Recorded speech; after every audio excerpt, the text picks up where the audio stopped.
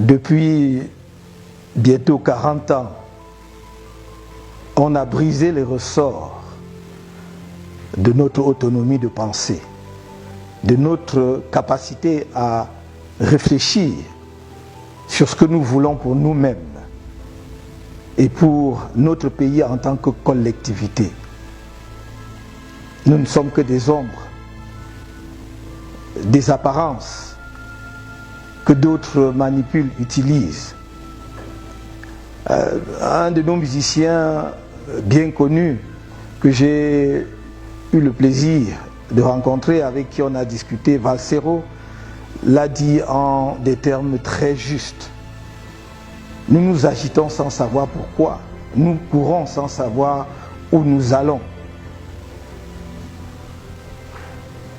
On a éloigné les jeunes de la politique en disant l'école aux écoliers, la politique aux politiciens, alors que ce sont les mêmes jeunes que l'on manipule.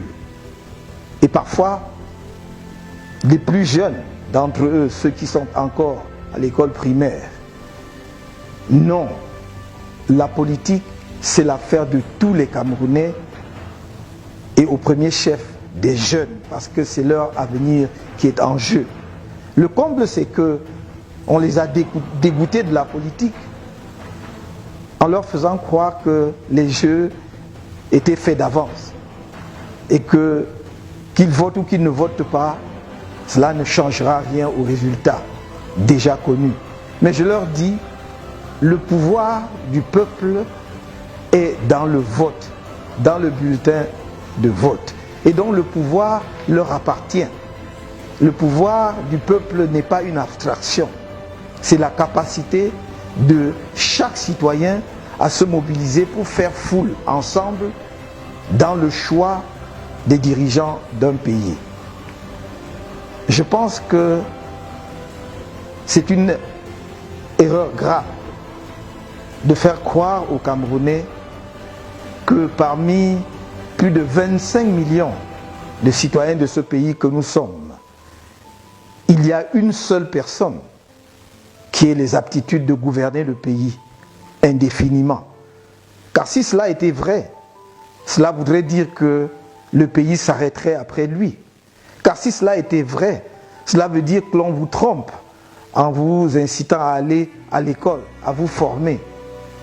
Car la seule perspective qu'offre la formation, qu'offre l'éducation, la grande perspective citoyenne, c'est de donner à chacun de nous la capacité de participer pleinement aux affaires du pays, à la fois dans le choix des dirigeants, mais aussi comme candidat pour proposer au pays ce que l'on veut faire ensemble pour son développement et sa modernisation.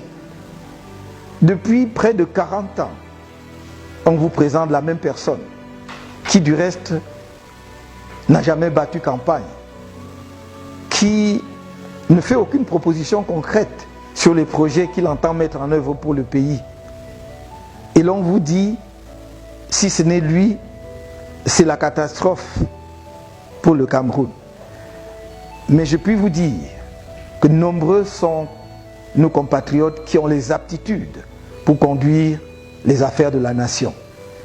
Et si je me suis mis debout à la suite justement de la confiance que mes camarades de mon parti m'ont fait, si je me suis mis debout, c'est parce que j'ai un projet cohérent, pensé, réalisable que je voudrais proposer aux Camerounais et que je souhaiterais demain mettre en œuvre avec vous, avec l'ensemble du peuple camerounais.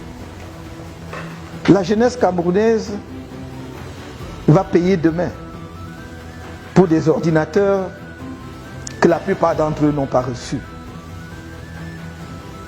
Cette jeunesse va payer une dette colossale, contractée souvent pour des projets mis en œuvre en dépit du bon sens, surfacturés à l'extrême. Toutes les études des institutions financières montrent que le coût des projets sont multipliés par 2 à 6 au Cameroun par rapport à la moyenne des prix pratiqués dans d'autres pays. Voilà l'avenir que l'on vous propose. Mais il me semble de mon devoir de vous interpeller pour dire, regardez chaque candidat. Ne vous laissez pas dicter votre choix. Ne vous laissez pas dicter votre opinion. Regardez chacun d'eux, son parcours, ce qu'il a pu faire dans sa propre vie, ce qu'il a pu faire au service de la nation, pour mieux apprécier ce qu'il est capable de faire demain si vous lui confiez la responsabilité première de la conduite des affaires de ce pays. C'est à cela que je vous appelle. Et c'est une affaire collective. C'est une affaire de l'ensemble des citoyens.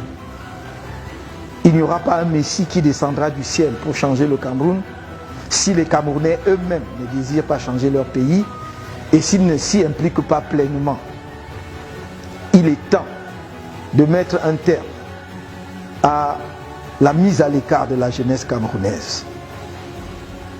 Notre vœu le plus ardent, c'est dans la phase dans laquelle nous allons entrer, de les compter nombreux parmi ceux qui vont être les agents de la transformation radicale que l'on veut opérer dans le pays. Mais surtout, qu'ils vont être ceux avec qui nous voulons mettre le pays sur de bons rails avant que la jeunesse prenne la suite et hisse notre pays au niveau où il mérite d'être, non seulement en Afrique, mais à l'échelle mondiale.